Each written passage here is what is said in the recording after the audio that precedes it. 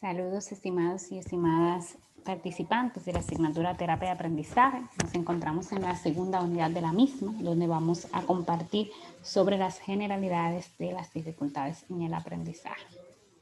Así vamos a encontrar que vamos a hablar de conceptualización, de historia y también de cómo se explican o las hipótesis que hay al respecto. Vamos a necesitar dos materiales. El de Aguilera, de Antonio Aguilera, Introducción a las dificultades en el aprendizaje, ustedes lo tienen en la plataforma. Y también vamos a necesitar el de Prevención de las dificultades de aprendizaje con la coordinación de María González. Estos dos materiales, vamos a ver cuáles son las unidades. Aquí tenemos el de Introducción a las dificultades de aprendizaje. Vamos a trabajar aquí con el capítulo 1, la historia de las dificultades de aprendizaje, de ahí lo que van a ver a continuación, y también vamos a trabajar con el concepto de dificultades de aprendizaje, las diferentes definiciones que este autor ha podido recoger. Luego, en el material de prevención de las dificultades de aprendizaje, vamos a trabajar, que es este, coordinado por María José González Valenzuela. Vamos a trabajar con el análisis de la conceptualización, ya que van a necesitar de manera específica, además de ver todas las definiciones y cómo lo analiza, van a necesitar las páginas 38 y 39, en las que tenemos pues una síntesis de lo que son los criterios en lo que confluyen, ¿no? Los criterios de consenso, en lo que confluyen las diferentes explicaciones respecto a las diferentes definiciones o conceptualizaciones respecto a las dificultades de aprendizaje. Y además vamos a ver de este material, el capítulo 4, las diferentes explicaciones sobre las dificultades de aprendizaje. Y también es parte de una de sus asignaciones en el foro. Entonces, sin más, vamos entonces a un poco de manera general a introducir esto que ustedes van a estudiar en detalle. Ustedes también tienen esta presentación disponible en la plataforma que les sirve de resumen, ¿no? De lo que vamos nosotros a trabajar. Les voy a presentar un poco la historia. También vamos a tener oportunidad de ver la conceptualización o las conceptualizaciones de ellas una. Y también vamos a tener la oportunidad de ver lo que ustedes van a estudiar a profundidad, que son las diferentes explicaciones de las dificultades de aprendizaje. Así tenemos lo siguiente. Vamos a ver la perspectiva histórica de las dificultades de aprendizaje, un poco cómo se ha venido estudiando. Recuerden que tienen que analizarlo con más detalle, además de lo que nosotros veamos aquí. Entonces, esta perspectiva histórica, vamos a encontrarla como la organizan diferentes autores en diferentes etapas. Tenemos esta clasificación, vamos a ver autores como Hamilton y otros que la proponen, y aquí sería un poco valorar en 4 etapas lo que sería el estudio de las dificultades de aprendizaje. Nos encontramos una primera etapa de fundación o cimientos. Algunos autores la sitúan a partir de 1860, otros pues ven todos los antecedentes que hubo en el siglo XIX, desde el año 1800 hasta 1940. Luego una etapa de transición en la que ya elementos de la primera etapa de fundación y cimientos, como los elementos de la tercera etapa, los encontramos aquí pues presentes, y sería una etapa portal de transición entre los años 1940 y 1963, que es el año como tal, el 63, donde aparece por primera vez la definición de dificultades de aprendizaje de manera pública como dificultades de aprendizaje, learning disabilities, vamos a ver un poquito más adelante, y luego tenemos la etapa de integración entre el 63 y el 80, y finalmente algunos autores ya de manera más reciente han señalado que sería la etapa contemporánea o etapa de consolidación, que sería desde los años 80 hasta la actualidad. la que nosotros nos encontraríamos en esa etapa contemporánea. Y hay otros autores que están proponiendo una quinta etapa, pero bueno, hasta el momento sería esto lo que tenemos referenciado en los materiales. En la fase de fundación o cimientos, algunas características importantes a destacar, que, bueno, encontramos que sobre todo hay aportes de la medicina y de la neurología. Hay muchas investigaciones que se realizan sobre el cerebro. En este momento están estudiando diferentes asuntos. Siempre la situación de salud de las personas, que va la gente pues, a los médicos, y nos encontramos que cuando hay alguna patología o hay alguna patología también inexplicable a nivel social, pues quienes están ahí los médicos para ayudarnos. Estaban haciendo investigaciones sobre el cerebro, un momento importante para conocer el cerebro en estos momentos, tanto por los tiempos de la guerra, en los que tenía la posibilidad de estudiar también los accidentes que ocurrían ahí, estudiar pues la conducta de cambio en los militares que habían ido a la guerra y demás, como también pues los estudios post-mortem que se hacían de los sujetos a través de la valoración del cerebro, también de la valoración de las funciones que se veían afectadas dependiendo de las áreas en que estaban afectadas en el cerebro. Encontramos un interés científico por la conducta anormal, ¿no? O sea, que está sucediendo de manera contraria a lo que esperamos que ocurra en un sujeto. Había un interés científico por ello que lleva, ¿no?, a que estos sean los antecedentes del estudio de las dificultades de aprendizaje. Se observaban a adultos con lesiones cerebrales y se generalizaban las causas a los niños con igual sintomatología, es decir, igual sintomatología, igual causa. Si yo tengo un adulto con una lesión en un área del cerebro y esta persona tiene dificultades para leer, para hablar, para expresarse, entonces asumo que un niño que tiene dificultades para expresarse va a tener una lesión cerebral igual que la del adulto, porque no se estaban estudiando pacientes niños y niñas, sino que estaban estudiando lesiones cerebrales en adultos.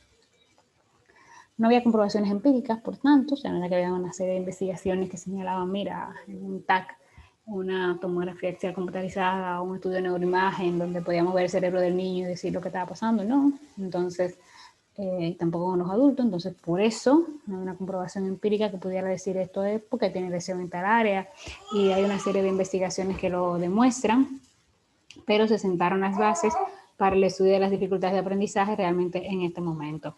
Vamos a ver algunos de los autores que encontramos que de manera significativa en esta etapa pues hicieron los todo este aporte que ya vemos que está antes, quienes estaban desde la medicina estudiando. Fíjense que ahí hay tres corrientes importantes que serían los que estudiaron los trastornos del lenguaje hablado, los que estudiaron los trastornos del lenguaje escrito y los que estudiaron los trastornos perceptivo-motores. De ahí la idea es que ustedes puedan valorar las contribuciones que pudieron hacer cada uno de ellos y de ellas. Vamos a hablar un momentito de eso porque es realmente importante.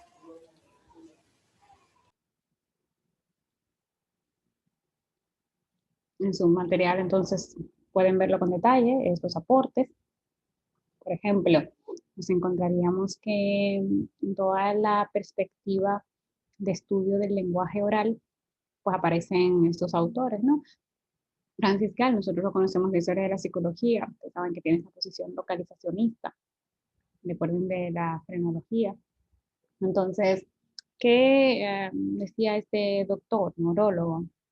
Él hizo una relación entre lo que es la lesión cerebral y las alteraciones del lenguaje, a partir de observación de sujetos que habían tenido daño cerebral y entonces como consecuencia tenían dificultades para expresar verbalmente sus ideas. Entonces él pues señalaba que como había una lesión cerebral, esto es lo que estaba ocasionando esta alteración del lenguaje, que son parte de esos aspectos que podemos decir que anteceden a los procesos de una persona que tiene dificultades para la expresión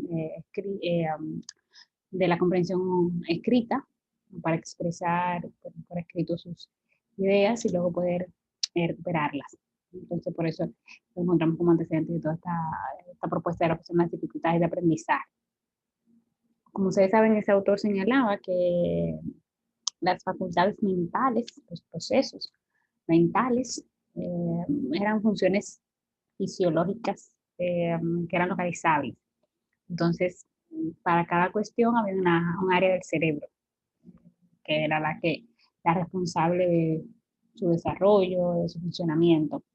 Por tal razón, entonces, esa teoría localizacionista fue importante porque ayudó a situar elementos que, como hoy sabemos, el lenguaje, que tienen unas áreas privilegiadas de desarrollo, por ejemplo, el hemisferio izquierdo, aunque sabemos que el cerebro funciona como un todo, y que necesita de centros integradores y que necesita, digamos, hemisferios, necesita de los diferentes lóbulos, pero bueno, en ese momento fue algo realmente muy importante que dio paso luego a los descubrimientos que hicieran investigadores posteriores.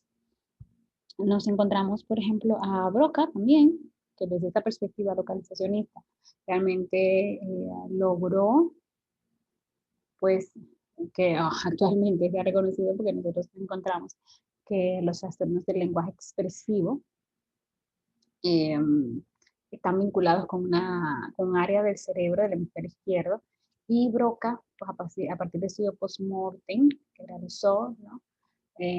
Pues pudo valorar cómo habían sujetos que tenían daños, lesiones, en la tercera circunvolución frontal izquierda del cerebro, que es lo que hoy en día se conoce como área de Broca, ¿no? Y esas personas tenían trastornos en el lenguaje expresivo. Es muy interesante ver los estudios, las anotaciones que él realizó. Entonces, a partir del año 1961, pues se entiende que nosotros contamos con esa valoración del lenguaje escrito, donde se encuentra, del lenguaje expresivo, perdón, donde en qué área del cerebro es que tiene lugar su mayor expresión, su posibilidad de expresión. Entonces, por eso esa área se llama área de Broca. Y sigue esta posición que hoy superada, ¿no? Pero que hizo aportes importantes en cuanto a hablarnos de esas especificidades que podemos encontrar en el cerebro. Otro sujeto médico que a partir de los estudios de Broca, en contacto con él, pues continuó estudios sobre la afasia, que es la ausencia pues, de ese lenguaje expresivo. Entonces, Broca fue el impulsor de la fisiología. Entonces, Wernicke continuó con esos estudios, y hoy en día un área que se conoce como área de Wernicke, en el lóbulo temporal, él la señaló como directamente implicada en la comprensión verbal. Recuerden que Broca había hablado de la expresión verbal, Wernicke de la comprensión verbal y también de la asociación de sonidos. De hecho, nosotros luego estudiando estos aspectos, vamos a ver en las dificultades de aprendizaje cómo es importante nosotros conocer cómo anda la discriminación auditiva de los chicos y de las chicas, y su asociación auditiva también, como elementos importantes. Ya luego una tercera perspectiva que nosotros nos encontramos aquí, una segunda perspectiva que nosotros nos encontramos aquí, como ustedes muy bien pudieron valorarse, la de las alteraciones del lenguaje escrito, y aquí nos encontramos con diferentes autores. Fíjense cómo su material le va resumiendo. Aquí, por ejemplo, los estudios de oftalmología fueron importantes, porque si te llevan un niño, te llevan un sujeto que tiene dificultades para leer, pero que ve, entonces era como, vamos a ver qué pasa con sus ojos, ¿no? Entonces, Hinshelwood, un médico oftalmólogo inglés, estudió realmente a muchos pacientes que tenían dificultades con la lectura. Entonces, esto que ya conocíamos de la afasia, trastorno de la expresión del lenguaje escrito, pues ahora lo valora ya con sujetos que tienen dificultades para leer. Él acuñó un término, incapacidad específica para la lectura. Eh, Realmente, como, bueno, puede ver, pero tiene una limitación en cuanto a la lectura como tal. Y se entendía, ¿no?, que estos sujetos, fíjense que hay unos problemas sensoriales implicados en su necesidad, ¿no? Hoy en día pues ya conocemos algo más, y más adelante cuando estemos trabajando la dislexia lo veremos. Y bueno, ¿y cuáles serán las explicaciones? Dos cuestiones, o una ceguera verbal adquirida o una ceguera verbal congénita. ¿No? Que yo nacía con esa limitación para leer, alexia congénita, o que realmente la adquiría durante una situación de algún golpe, alguna lesión cerebral a partir de las mismas situaciones que tenían los soldados en tiempos de guerra y cuestiones por el estilo. propuso una teoría sobre la localización cerebral de las alteraciones de la lectura. Entonces señalaba que en el giro angular del hemisferio cerebral izquierdo, que está vinculado con la memoria visual de las palabras, era que se situaban esas alteraciones de la lectura. Fíjense como si esta lógica localizacionista que ya encontramos en los estudios de la faciología y en esa corriente que era más localizacionista. Realmente Hinsruth hizo otras cuestiones importantes que se pueden recoger aquí en una monografía que él realizó en el año 1917, que podía hablar justamente de esa ceguera visual congénita. Y realmente fue, si logran ustedes seguir valorando este autor, se van a encontrar que esos aportes fueron pues muy relevantes, porque estudió mucho a niños y a adultos. Entonces, realmente fue aportes interesantes. Luego nos encontramos con Samuel Orton, que es un psiquiatra, y que amplió los estudios de Hinsruth y de otros. Consideró que las dificultades de lectura se debían a un conflicto interhemisférico. Creo que es una de las cuestiones más interesantes que tiene en esta primera etapa del estudio de las dificultades de aprendizaje, la comprensión de las mismas, que sería este conflicto entre los dos hemisferios, ¿no? O sea, no solo es que la localización de tal aspecto en el hemisferio izquierdo, en el hemisferio derecho, sino que hay una ausencia de dominancia cerebral. Y entonces eso hace que se confunda la información. O sea, hay un conflicto entre la información que me está mandando el hemisferio dominante al hemisferio que en este caso sería más recesivo de la lectura, entonces se confunde la información. Entonces no funciona de la manera esperada, que una parte del cerebro se supone que me da la posibilidad de ver y captar la información que tengo ahí, y otra me da mayor nitidez. Entonces no, todavía una confusión, una perspectiva pues funcional como tal del cerebro, y eso va a producir que haya tartamudeo, que haya inversión de sílabas y de palabras, entonces de letras, de grafemas, y eso que llamo estrefosimbolia, serían signos distorsionados, porque se supone que la dominancia lateral del cerebro, el hemisferio dominante, pues me da la posibilidad de acercarme a la figura, que es eso de figura fondo, ¿no? Y que el hemisferio que no es dominante me da esa nitidez. Trabajan juntos, pero cuando la información se procesa por un lugar que no corresponde, que sería por el hemisferio que no es dominante, entonces se genera confusión. Esto lo vamos a ver un poquito más adelante cuando estemos trabajando con la dislexia también, porque hay una explicación para ello. Fue realmente muy importante este aporte. Orton amplió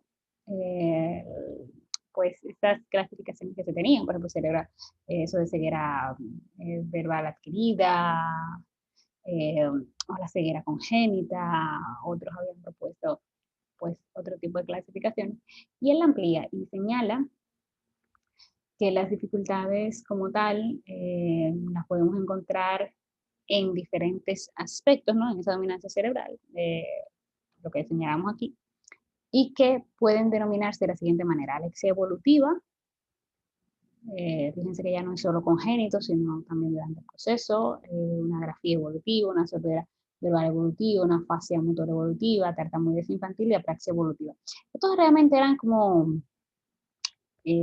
signos, síntomas que encontraban en los pacientes que tenían pues estas condiciones. Luego nosotros encontramos a los Gray. Realmente, si ustedes en percepción humana tuvieron la oportunidad de verlos, se van a dar cuenta cómo ellos pudieron trabajar con esto, con medidas perceptuales y el movimiento de los ojos. Y hoy en día esto es importante en el estudio de la dislexia también, por los movimientos sacádicos que hacen los ojos. Entonces, cuando no hay un movimiento adecuado de los ojos, se puede generar ese salto que hacen los disléxicos de un lugar a otro de la palabra y no logran enfocarse en los aspectos centrales, y eso les genera dificultad para leer. Y entonces hablaron de diferentes causas, y algo importante que hicieron fue que diseñaron programas de intervención. Luego nos encontramos unas mujeres importantes que, basándose en los trabajos de Orton, realmente Orton sigue siendo importante. De hecho, hay programas que se realizan aún con el nombre de Orton para explicar la dificultad de aprendizaje. Bueno, entonces, aquí que encontramos que estas mujeres, basándose en las teorías de Orton, desarrollaron un sistema que ponía un énfasis especial sobre las deficiencias de asociación, utilizando una aproximación auditiva, visual y kinestésico-táctil. Esto es todavía lo que nosotros encontramos hoy en día como métodos para la alfabetización, que nos ayudan a partir de un método fonético, a nosotros poder, métodos fonéticos y métodos multisensoriales, o sea, me da la perspectiva de trabajar desde diferentes áreas, ¿no? O sea, voy a trabajar, primero hacer un acercamiento auditivo, del sonido del grafema, lo voy a tocar, lo voy a ver, y entonces después es que estoy en capacidad de trabajar con él, pero ya tengo unos aspectos multisensoriales, una perspectiva multisensorial del abordaje de los mismos.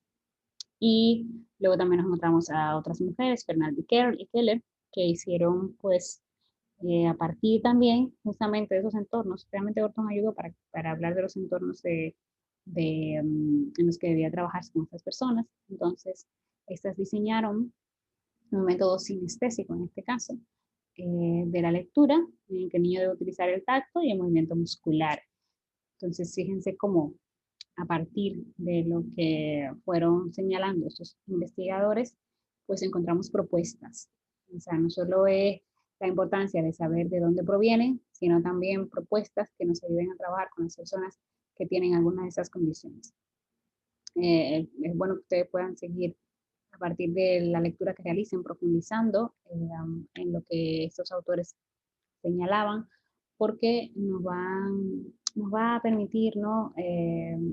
Pues poder acercarnos al estudio de lo que son las dificultades de aprendizaje desde esa mirada global en la que nosotros nos encontramos con aspectos médicos, aspectos clínicos, en los que nosotros podemos tener la oportunidad de valorar, y luego lo que hacemos con la fase de integración, de valorar cómo las distintas perspectivas nos ayudaron en el acercamiento a lo que son las dificultades de aprendizaje. Otra perspectiva, ¿no? Ustedes han podido ver en el material son las alteraciones de tipo perceptivo motor, y aquí pues también hay una serie de autores que nos ayudan en la comprensión de los mismos. El material señala algunos, yo creo que es una perspectiva interesante. Y aquí vamos a encontrarnos cómo hablan de síndromes incluso, que serían, por ejemplo, está Kurt Goldstein, que era un médico alemán, y que a través del trabajo con adultos que habían sufrido algún tipo de lesión cerebral, pues valoraba cómo estos tenían alteraciones motoras, perceptivas y de tipo emocional. Entonces, fíjense cómo a partir de los estudios que ya hablábamos hace un rato con soldados que habían sufrido algún tipo de traumatismo durante la Guerra Mundial, él podía ver este sinnúmero de alteraciones de tipo perceptivo motor, emisión forzada de respuestas ante los estímulos, había confusión de la figura y el fondo, que ya también lo estaban estudiando otras, que era parte de lo que, por ejemplo, señalaba Orton, hiperactividad, meticulosidad y reacción catastrófica. Entonces, no había una respuesta adecuada a los estímulos a partir de la propia información que el cerebro estaba integrando, que es el proceso de representación que nosotros conocemos, y pues habían reacciones que no estaban acordes con los estímulos. Más adelante algunas de estas cuestiones fueron llamadas parte del trastorno de estrés postraumático, pero aquí hay cuestiones que nos interesan, como la confusión figura-fondo, y bueno, quizás aspectos de la hiperactividad también, que son fundamentales para el asunto de la lectura. Entonces, también el hecho de tener una emisión forzada de respuesta, se distraían, conjuntos de sus entornos, y parecían capaces de distinguir lo esencial de lo accidental o intrascendente, que parte también lo encontramos cuando estamos hablando de figura a fondo, ya desde la perspectiva sensorial. Bueno, entonces, ¿Qué cosas importantes pues nosotros encontramos aquí? Que estos sujetos que tenían estos distintos síntomas tenían dificultades pues para la vida cotidiana en aspectos muy similares a los que tenían luego los niños que eran detectados con algún tipo de problema para leer y demás. Entonces, por eso, igual sintomatología, igual causa, se entendía que estos chicos tenían lesiones cerebrales. Y luego nos encontramos con dos realmente personas muy, muy importantes, que son Werner y Strauss. Aquí, primero un psicólogo, el otro un neuropsiquiatra. Ellos estudiaron niños ya con daño cerebral y retraso mental. Ellos miraron dos tipos de retraso mental, lo propusieron, uno endógeno y otro exógeno, como su nombre los indica, ¿no? Uno que nace con él, endógeno, y otro exógeno, que se dio por lesión cerebral. Entonces, ¿en qué basaba esto? Que fue lo que llamaron síndrome de Strauss, síndrome de Strauss. Los niños con retraso mental exógeno, nacieron con él, habían tenido alguna lesión cerebral. ¿Por qué? Igual sintomatología, igual causa, recuerden, una característica de esta etapa. Entonces, los soldados con lesión cerebral que fue estudiado por Goldstein, que fueron estudiados por Goldstein, tenían sintomatología similar a la que tenían los niños que estos estaban estudiando. Entonces ellos señalaban que había una igual la causa a la sintomatología, que era una lesión cerebral. Entonces, fíjense que cuando ustedes buscan las características del síndrome de Strauss, se van a encontrar que son muy similares a las que proponía Goldstein. Trastornos de conducta, impulsividad, inestabilidad emocional, hiperactividad, dificultades perceptivas, confusión figura-fondo, distractividad y perseverancia, dificultad para detener la realización de una actividad y para cambiar a otra, que es la perseverancia, que lo estudiamos también cuando estamos, por ejemplo, en el Bender. Entonces, este Bender mide perseverancia, lo estudiamos para valorar aspectos propios de la percepción y es muy útil cuando estamos trabajando con chicos que tienen dificultades de aprendizaje, valorar este aspecto. Dificultad en la conceptualización, clasificación y organización, que son aspectos que también nosotros vemos en los procesos de aprendizaje, dificultad para reproducir modelos presentados visualmente, pensamiento animista, dándole vida a cuestiones que no la tienen, signos neurológicos menores, como torpeza y otros más significativos. Entonces, obviamente que esta información que brindó Goldstein sirvió para esta propuesta que hizo luego Strauss. Algo interesante es que estos, Werner y Strauss, a partir de las informaciones derivadas de sus investigaciones, pues propusieron entornos de aprendizaje en los que se reducía, por ejemplo, la estimulación o el que se colocaba un tipo de estimulación específica para estos chicos con esas condiciones. Era eso, la máxima estructuración del ambiente, aislamiento ante la situación que estaban viviendo para evitar esa configuración, esas dificultades perceptuales, esas confusiones y demás. Entonces, hacen propuestas que aún permanecen respecto a cómo organizar los escenarios educativos de personas que tienen dificultades en el aprendizaje. Entonces, aquí lo vamos a encontrarnos a alguien con el que en esa asignatura trabajamos, que es Kepler, y vamos a ver cómo realmente fue muy relevante lo que propusieron. Luego a la presentación, fíjense cómo ustedes pueden ampliar lo que tienen en esta presentación, lo pueden ampliar perfectamente con el material del libro, ¿no? Entonces hemos dicho que estamos en la primera etapa, fase de fundación o de los cimientos. Vamos ahora a la segunda etapa. En la segunda etapa, ¿cuáles son sus características? Esa etapa de transición, ya las características también las tienen aquí, que son parte de lo que vemos en el material. Ya habían autores como, pues, los que acabamos de mencionar, como Strauss y Werner, que ya estaban en esta perspectiva. Encontramos psicólogo evolutivo, por ejemplo. Pero bueno, el asunto es que ya en esta etapa como tal, entra el estudio psicológico y entran los estudios pedagógicos, entran las investigaciones pedagógicas a la explicación de lo que eran las dificultades de aprendizaje, que hasta ese momento todavía no tenían la denominación de dificultades de aprendizaje. Hasta este momento hemos hablado de dificultades de lectura, retrasos, síndromes, pero como tal ninguno lo ha nombrado, ¿eh? O sea, quiero señalar que todavía en esta fase, ni en la primera ni en esta, estamos hablando de dificultades de aprendizaje como término. Todavía estamos hablando de dificultades en la lectura y de condiciones, trastornos y alteraciones que presentan sujetos que aparentemente lo que tienen es una lesión cerebral. Bien, bueno, entonces en esta etapa de transición empieza la aplicación de principios teóricos a la práctica educativa. A partir de lo que señalaban estos autores y esas investigaciones, se empieza a incorporar a la estructuración de los ambientes, como ya señalábamos. El estudio clínico de niños, centrado casi exclusivamente en niños con alteraciones, no en niños, no en general en todos los niños, para mirar las diferencias, ¿no? Aparece algo muy importante, que es que se desarrollaron muchos instrumentos de evaluación, aparecen muchos test psicológicos que todavía lo encontramos en la actualidad, el test de Frostig, y el de Kirk también.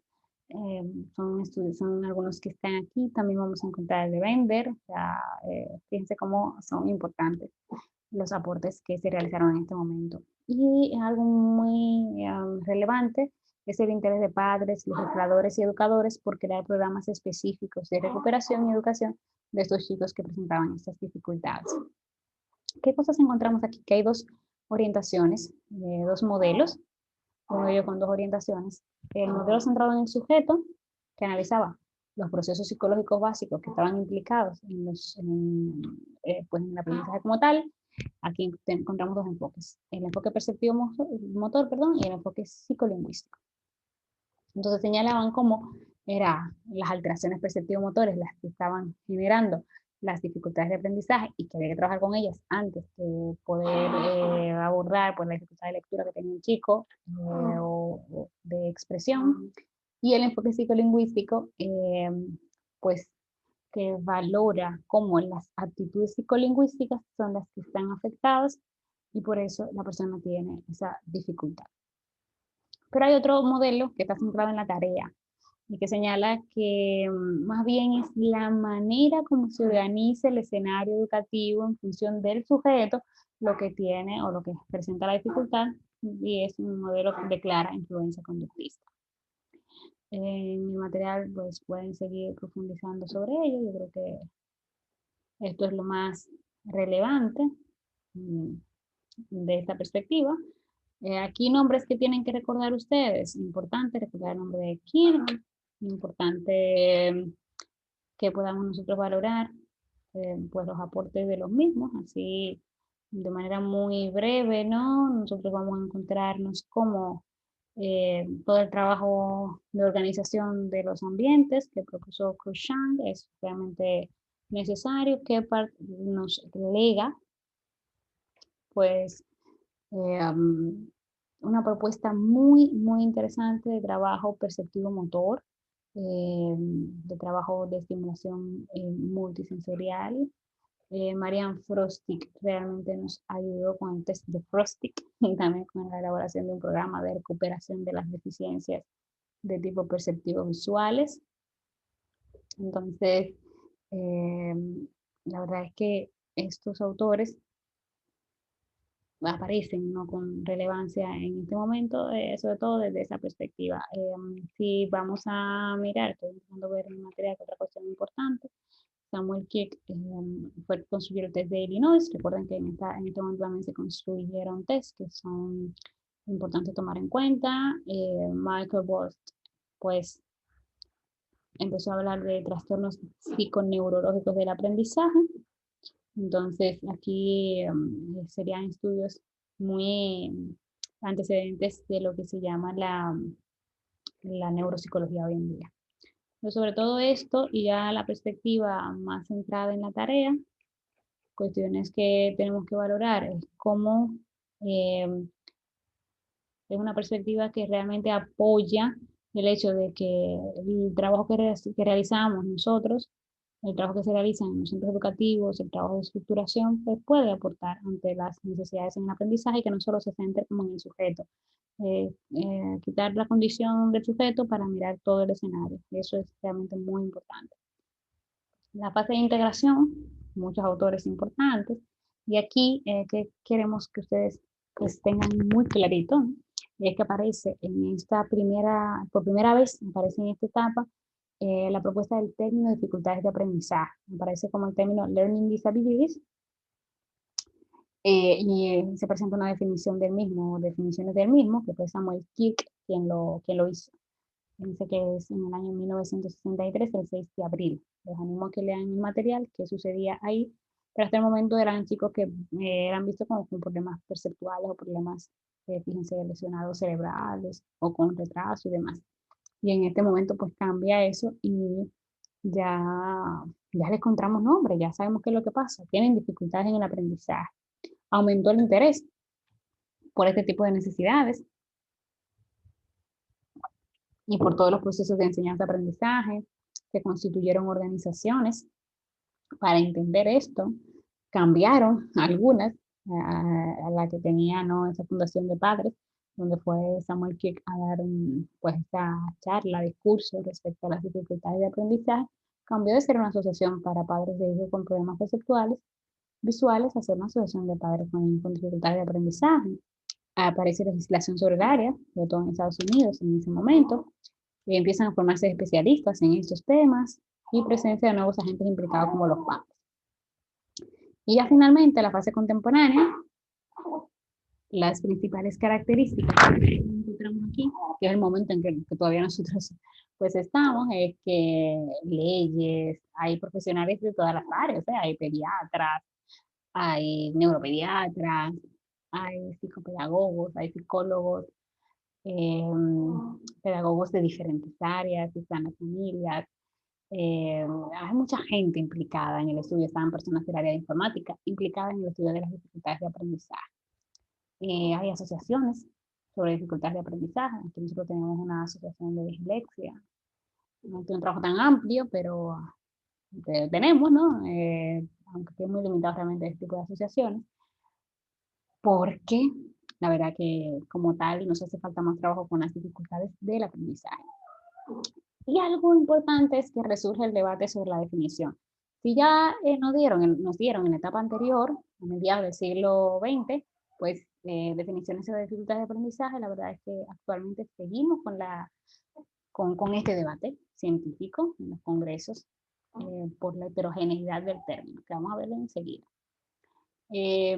Realmente el modelo de procesamiento de la información, que nosotros sabemos que es de los años 50 del siglo pasado, resurge para la comprensión de las dificultades de aprendizaje por todas las posibilidades de aportar los momentos mismos por lo que se genera, las etapas por las que pasa ese proceso para que nosotros aprendemos algo, eh, toda esa información, cómo se registra, cómo se percibe, cómo después de un proceso de atención, claro está, cómo se codifica, cómo se organiza y cómo se recupera. Hay una revisión de la explicación etiológica, que vamos a ver también en esta unidad. La verdad es que se pueden ver diferentes tipos de dificultades de aprendizaje, las clasificaciones cada vez se amplían más y hablan de todo el ciclo vital. Se estimula mucho el crecimiento de procesos, de servicios, de trabajos, de programas vinculados con la atención a niños con dificultades de aprendizaje en las escuelas y fuera de ellas, muchos programas distintos de tratamiento y el uso de la tecnología de la información. Ustedes pueden seguir leyendo el material, cuáles autores han generado y propuesto todo esto. Entonces, en síntesis, ¿qué tenemos que decir? Que las dificultades de aprendizaje han pasado por procesos de estudio distintos en diferentes momentos. Que una primera etapa de fundación o cimientos encontramos más centrado en la medicina y explicando sujetos que tenían lesión cerebral y donde la misma sintomatología que ellos tenían, la tenían los chicos y por eso se hablaba de que de manera sin evidencia empírica se estaba señalando que la lesión cerebral era la causa de las dificultades de lectura y de expresión que tenían los sujetos. una etapa de transición en la que encontramos distintos enfoques y distintas propuestas respecto a lo que son las dificultades de aprendizaje, pero lo más interesante de la misma es que se integran nuevos profesionales al estudio de lo que son esas dificultades, una etapa de integración donde ya va a aparecer el término de las dificultades de aprendizaje y una etapa contemporánea. Entonces es realmente muy relevante que podamos seguir estudiando lo que son las etapas por las que ha pasado el desarrollo histórico de las dificultades de aprendizaje. Bien, entonces siguiendo con las generalidades, luego de exhortarles el estudio de esa historia de las dificultades de aprendizaje, haciendo esos énfasis que ya les señalábamos y que vemos en las características de cada una de las etapas, pues propio hablar de lo que sería la conceptualización. Fíjense que en distintos momentos va a aparecer en el material que nos estábamos refiriendo de la historia de las dificultades de aprendizaje, cómo ha habido debate en cuanto a lo que es la conceptualización y cómo en la etapa contemporánea en la que nos encontramos aún permanece ese debate. Entonces, la expresión dificultades del aprendizaje, escrita por Kipp por primera vez en 1962 y consolidada cuando éste la propone en 1963, eh, a lo que en ese momento, a partir de ahí, sería la Asociación por Niños con Dificultades en el Aprendizaje. Más que irse precisando en el tiempo, realmente el concepto se ha difuminado cada vez más. Es amplia la diversidad de profesionales que abordan la temática, ya lo señalábamos, y ante la heterogeneidad de problemáticas y términos que se pretenden englobar bajo la misma denominación, se hace realmente muy complejo, porque es que son muchos niños con distintas características, condiciones diversas, los que afectan el proceso de aprendizaje, momentos de aparición distintos. Entonces, esa falta de especificidad y concreción del concepto, pues a veces genera cierta ambigüedad, incluso en la manera de cómo abordarlas. Y bueno, es una situación con la que tenemos que lidiar, incluso en esta asignatura. A veces dice, bueno, tengo tales características, ¿qué tipo de dificultad será? Porque se asemeja mucho a tales otras características. Entonces, eso nos pasa a todos y le va a pasar al logopeda, al educador, le va a pasar al psicólogo, al pedagogo, le va a pasar al pediatra que está trabajando con esto, al neuropsicólogo, al psicopedagogo. Nos va a pasar a todos y no hay por qué preocuparse, pero sí saber que aún en este momento en que nos encontramos nos genera pues cierta incertidumbre el hecho de poder denominar, clasificar, pero con intención sobre todo de estudio y de dar una propuesta adecuada, ¿no?, a los chicos que tienen dificultades en el aprendizaje. ¿Qué definición es de las más aceptadas como definición? No quiere decir que sea la única, pero como definición es esta, de la NJCLD, y es en la que señala: la dificultad de aprendizaje es un término genérico que se refiere a un grupo heterogéneo de alteraciones que se manifiestan por dificultades significativas en la adquisición y uso de la comprensión oral, expresión oral, lectura, escritura, razonamiento o habilidades matemáticas. Fíjense en esto, ¿no? Un término heterogéneo, genérico, perdón, un grupo heterogéneo, un término genérico que se refiere a un grupo heterogéneo de alteraciones. Bien. Entonces, es genérico el término y son alteraciones diversas. Están más vinculadas con alteraciones tanto en la adquisición y en el uso de aspectos del entorno oral, la lectura, la escritura y de las habilidades matemáticas o de razonamiento matemático.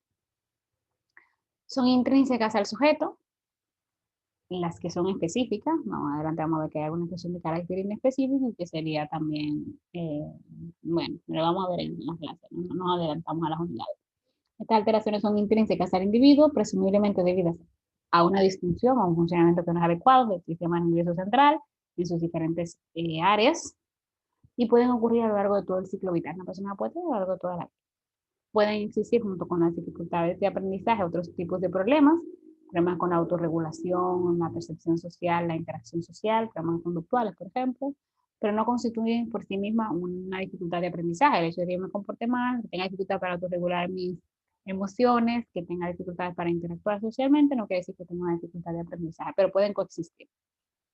Y aunque las dificultades pueden ocurrir de manera conjunta, concomitantemente, con otras condiciones, por ejemplo, deficiencias sensoriales, retraso mental o discapacidad intelectual, como se conoce hoy en día, recuerden que fue una definición del 88, trastornos emocionales graves o con influencias extrínsecas o ambientales, tales como diferencias culturales, instrucción insuficiente o inapropiada, no son el resultado directo de estas condiciones o influencias, aunque pueden ocurrir concomitantemente. ¿Bien? Y algo que van a leer, ya les decía al inicio del video, son unos criterios de convergencia. Lo van a encontrar en el libro de González, Definición de las dificultades de aprendizaje, en las páginas 38 y 39.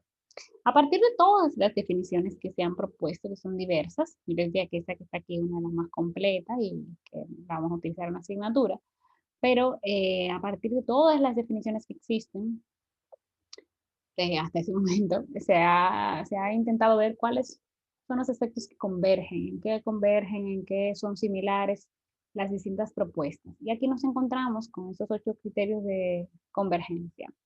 Y los tienen que leer, los tienen que estudiar porque son fundamentales para comprender cómo conceptualizar las dificultades de aprendizaje. Lo primero que es un grupo heterogéneo de sujetos y de alteraciones. Diversos, no son iguales. Yo puedo tener una persona que diga que tiene dislexia y las manifestaciones de dislexia distintas que hay, incluso con personas de la misma edad, son diversas, aunque tienen características similares, obviamente, pero son distintos tipos de manifestaciones, distintos tipos de dislexia. Un chico que tiene dificultades para escribir, distintos tipos de dificultades en la escritura y así por el estilo. Diferentes áreas de dificultades. Retraso en el desarrollo, generalmente lo que encontramos es una persona que sus competencias en el área de lectura, escritura, matemática, pues no están acordes con lo que deberían estar según su edad y según las posibilidades que han tenido de desarrollo en el contexto educativo. Las áreas que están afectadas, generalmente en las definiciones las encontramos todas similares, o la mayoría, el habla o la expresión oral, la lectura, la escritura y la matemática. Hay desórdenes en procesos psicológicos básicos como la percepción, como la memoria, generalmente las definiciones señalan esto.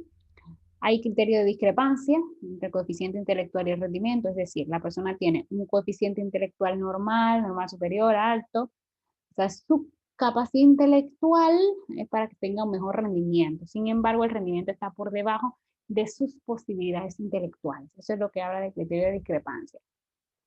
El coeficiente intelectual lo tiene con posibilidades de hacer justamente lo que no logra hacer y entonces su rendimiento se ve afectado porque aunque tiene un coeficiente que vemos con una capacidad intelectual buena, que le permitiría leer, escribir y hacer todos los cálculos matemáticos sin problemas, su rendimiento está por debajo en esas áreas. Unos criterios de exclusión, aunque puede haber discapacidad intelectual conjunta, déficit sensorial, desajuste socioemocional, una situación de privación sociocultural donde tengan muy limitados recursos lingüísticos, económicos de todo tipo, aunque coexistan con la dificultad de aprendizaje, estas no son el resultado de ello. Es decir, yo tengo una persona con discapacidad intelectual, puede tener dificultad de aprendizaje, pero no es que la discapacidad intelectual me llevó a la dificultad de aprendizaje. Es que la discapacidad intelectual y la dificultad de aprendizaje pueden coexistir juntas, pero una no es la que explica la otra. No todos los chicos con dificultades de aprendizaje tienen discapacidad intelectual. Ahora, yo puedo tener una persona con discapacidad intelectual y de hecho generalmente tienen dificultades en el aprendizaje, pero por su condición. Yo puedo tener una persona con déficit sensorial, pero una persona que es no vidente, una persona que sorda, no tiene por qué tener dificultades de aprendizaje. Ahora, yo puedo tener un chico no vidente ciego con dislexia, pero no es la discapacidad sensorial, no es la ceguera la que me está llevando a la dislexia. Eso es lo que quiere señalar. Aunque pueden ocurrir en conjunto, una no es el resultado de la otra. Existe deficiencia en el sistema o disfunción en el sistema nervioso central. La mayor parte de las definiciones señalan esto, aunque no especifican en qué, pero sabemos que puede haber una dificultad en un lóbulo, en un hemisferio y demás. Hay una disfunción en el sistema nervioso central, según señalan la mayor parte de las definiciones. Y algo que es más reciente, sí, de las últimas definiciones, es que pueden aparecer a lo largo del ciclo vital. Ustedes saben que muchas antes solo señalaban que eran de inicio en la niñez, en la adolescencia, pero la verdad es que pueden aparecer a lo largo del ciclo vital de acuerdo a las últimas definiciones. Entonces serían estos criterios de convergencia para definir o conceptualizar lo que son las dificultades en el aprendizaje. Así que ya saben, sigan leyéndolos y estudiándolos en el material de María González. Y finalmente el tercer aspecto de estas generalidades serían pues, las hipótesis explicativas o los acercamientos a el origen de lo que son las dificultades en el aprendizaje. Y aquí encontramos diferentes posibilidades. Eso es lo que ustedes tienen que estudiar y también valorar para compartir con los demás y las demás.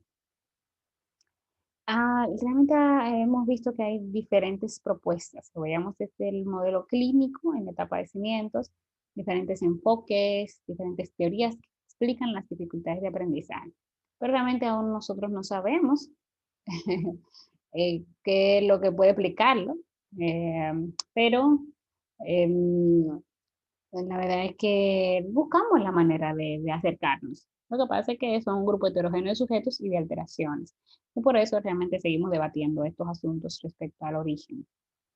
Hay diferentes explicaciones, hay unos de tipo más mecanicistas, hay otros que hablan más del contexto, hay unos que hablan de una interacción entre ambas, y hay otros que son más bien que presentan unas teorías generales de las dificultades de aprendizaje vinculadas al proceso mismo del aprendizaje como alterado. Y aquí nos vamos a ver cuáles son estas propuestas que nos realizan esos autores respecto a los diferentes escenarios que pueden verse afectados o cuáles son los orígenes de estas condiciones. Nos encontramos en primer lugar las hipótesis de tipo genética, que intentan buscar una causa más orgánica en el surgimiento de las dificultades de aprendizaje.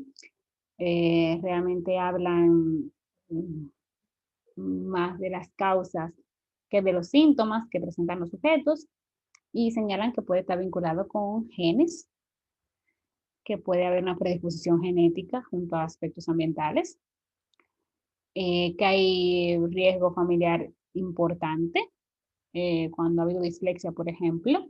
Hay un riesgo de que los chicos en esa familia tengan dislexia, son padres disléxicos o en su familia la hay. Factores genéticos que pueden explicar el 40% de la dislexia en estudios con gemelos. Y pues también alteraciones cromosómicas podrían explicar las dificultades de aprendizaje. Pero bueno, esto no está confirmado porque luego encontramos otros sujetos que no tienen, pareciera una base genética, pero eso es una hipótesis. Otras son las de tipo neurológicas, que encontramos aquí dos subtipos, las neuroanatómicas y las neurofisiológicas. Y fueron las que aparecieron al inicio, ¿no? Aparecieron desde las explicaciones que nos dieron los neurólogos y los médicos en la etapa de fundación o cimiento. Las neuroanatómicas señalan que puede haber asimetría cerebral, lesiones cerebrales en diferentes lóbulos, lesiones en el cuerpo calloso, déficit cerebral, y ustedes van a buscar ahí estudios que os explican esto, van a ver en el material. Hipótesis de tipo más no solo de la estructura, sino, ya no de la estructura, perdón, sino del funcionamiento. Estarán estructurales, ¿sí? O sea, hay una asimetría en el cerebro, hay una lesión metalaria, hay un déficit en el cerebelo, pero no en sí mismo en el funcionamiento. Estas neurofisiológicas sí nos hablan de que pueden existir disfunción del sistema nervioso central, una lesión cerebral que genera una limitación de un área del cerebro en su funcionamiento, una disfunción cerebral mínima, que parte de los aspectos que veíamos en la fase de transición y luego en la integración, pues retrasos madurativos, déficit de dominancia cerebral también, cuestiones que vimos en el estudio de las dificultades de aprendizaje. Nos integra la información de tipo interhemisférica, para allá recuerden a Orton. Luego recuerden, bueno, Hinsberg hizo también propuestas al respecto. Déficit del equilibrio funcional en cuanto a esa homeostasis que debe haber en el funcionamiento cerebral. En la inhibición trascallosal, que es realmente importante, ya no solo que hay un problema en el, como tenía la neuroanatómica, que no solo ya un tema del cuerpo calloso y de integración, ¿no? Sino también en la inhibición que debe realizarse, que no me envíe una información hacia un lugar u otro cuando no es el proceso de integración y que pueda generar confusión. Déficits macrocelulares, eso también hay diferentes investigaciones que lo explican, o que no se activan áreas del cerebro de manera adecuada. Las hipótesis del déficit perceptivo, entonces aquí sobre todo estamos vinculados con valorar algunos de esos aspectos que ya nosotros vimos antes, la percepción visual, espacial, motriz, y ven todo eso cómo influye en el aprendizaje de la lectura, la escritura y matemática. Entonces, pues obviamente que eso requiere de procesos psicológicos básicos. Y lo que señala es que puede haber dificultades en esto, en aspectos temporoespaciales, aspectos perceptivos visuales. De hecho, nosotros en la evaluación vamos a ver que esas son variables a estudiar en la evaluación de las dificultades de aprendizaje. Cuando hay un déficit en todo el procesamiento temporal o el procesamiento espacial, o cuando hay un déficit en la percepción de los aspectos auditivos, puede generarse una dificultad en el aprendizaje. Esa perspectiva perceptivo-motor, la perspectiva psicolingüística nos ayudan en esta comprensión. Bueno, eso en general. La hipótesis del déficit verbal, la deficiencia fonológica, semántica y sintáctica, pues asociadas a problemas de memoria a corto plazo, de codificación, de síntesis y el consiguiente recuerdo de la información. Entonces, aquí vemos la importancia de la conciencia fonológica, por ejemplo, es parte de lo que señala esta hipótesis. Para aprender una palabra es necesario que el sujeto analice sus características fonológicas inicialmente, después que pueda ver las semánticas y luego las sintácticas. Es parte de lo que nosotros vemos cuando comprendemos la lectura, cómo se activan primero los elementos sensoriales que van a permitir que yo, por ejemplo, cuando tengo comprensión oral, una lectura que está haciendo la maestra, escuché la información, pude comprender las características de secuencia, puedo comprender el significado de las mismas, puedo comprender los aspectos gramaticales, porque eh, es me están hablando de un banco para sentarme y no de un banco para depositar dinero, o sea, todo eso pasa muy rápidamente, se hacen unos tipos de análisis de esta información. Entonces, obviamente, estos estudios lo que van a sugerir es que resulta necesario ver desde aspectos psicolingüísticos en lo que se utiliza el habla, los aspectos orales, con todos esos elementos de percepción visual, ¿no? Debe verse de manera integral, no solo desde los aspectos perceptivos, sino como los aspectos lingüísticos están implicados en esas necesidades que encontramos en las dificultades de aprendizaje. Por eso nosotros estudiamos las aptitudes psicolingüísticas como asociación auditiva, asociación visual, cierre gramatical, expresión verbal. Nosotros vemos, por ejemplo, para explicar la dislexia, la hipótesis del doble déficit, vamos a ver cómo pueden existir tanto déficit de tipo fonológico, déficit en la velocidad de procesamiento, déficit de tipo lexical también. Y bueno, la hipótesis del déficit de atención, realmente un sujeto que no puede atender selectivamente a distintos estímulos puede tener dificultades en el aprendizaje, eso está claro. Puede ser que haya una maduración más lenta, entonces estos chicos aprenden pero de forma más lenta. Déficit de memoria, otro proceso psicológico básico, obviamente esta hipótesis lo que señala es que sujetos que tienen dificultades en la memoria a corto plazo pueden tener dificultades en el uso de estrategias, por ejemplo, todas las estrategias que están vinculadas con la adquisición de la información, porque eso no van a ser, desde esa teoría del procesamiento de la información, esas van a tener dificultades, ¿no? Para luego organizar y codificar la información y obviamente para recuperarla. Eh, a veces también nos encontramos que quizás su memoria a corto plazo no ande mal, pero para recuperar la información que ellos han codificado tengan algún tipo de dificultad. Y eso lo vemos en esta hipótesis. Otra hipótesis es la del déficit metacognitivo.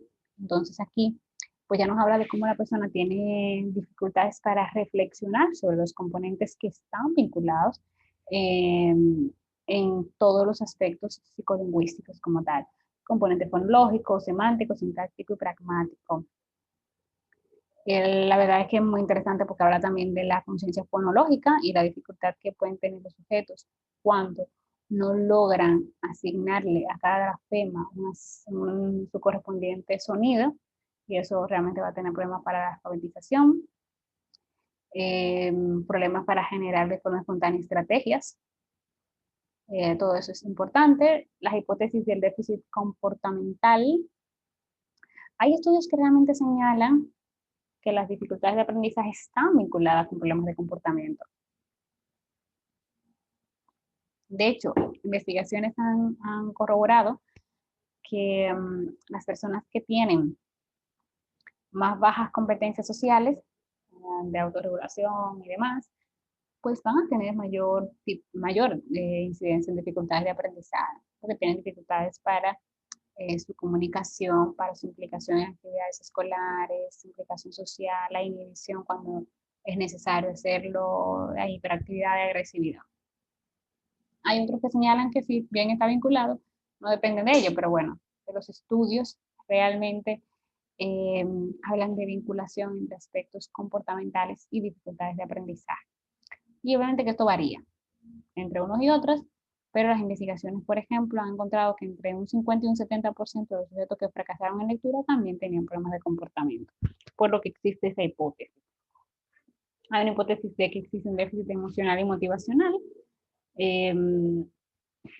La verdad es que nosotros nos encontramos que los sujetos con dificultades de aprendizaje tienen problemas emocionales en muchos de los casos, pero no sabemos si realmente fue el déficit emocional que lo generó, la dificultad de aprendizaje. Pero esto es una hipótesis que señala que los factores motivacionales y afectivos contribuyen a la aparición de dificultades de aprendizaje. Entonces, sujetos que han fracasado en el aprendizaje tienen